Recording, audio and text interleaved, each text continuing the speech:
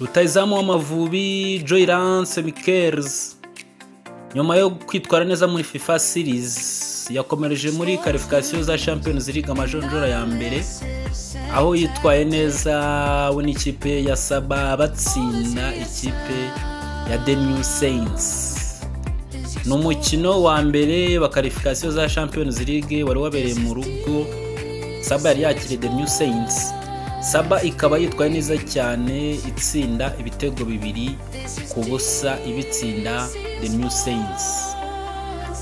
Uyu mukino wagaragayemo uwitwa Joylance Miquels yari yabanje mu kibuga nubwo atatsinze igitego ariko we n'ikipe ye babashije kwitwara neza mu mukino wa mbere.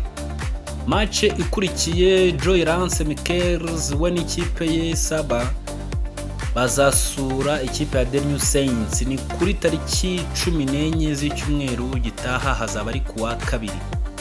Witwa Joylance Miquels nyuma yuko ikipe yitwaye neza hari amahirwe menshi yuko bazakomeza bagakoramo ikipe ya The New Saints bagakomeza mu cyiciro gikurikiyeho. Abanyarwanda uyu musore kabisa mu mwitege mu mikino y'amajonjora y'igikombe cya Afurika aho u Rwanda ruzaba ruri gushaka itike yo kujya mu gikombe cya Afurika. Mukomeze mukore subscribe twishimira uyu musore wacu Joylance Miquels kandi tumwifuriza gukomeza kwitwara neza.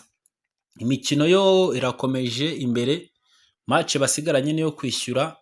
Ibindi kabisa Joylance Miquels ndetse na Saba amakuru yose nzajya nyabagezaho 5/5 hano kuri DC Sports TV. Hano kabisa niho amakuru y'abakinnyi b'Abanyarwanda ndetse n'ayo muri shampiyona zikomeye abari kunyura.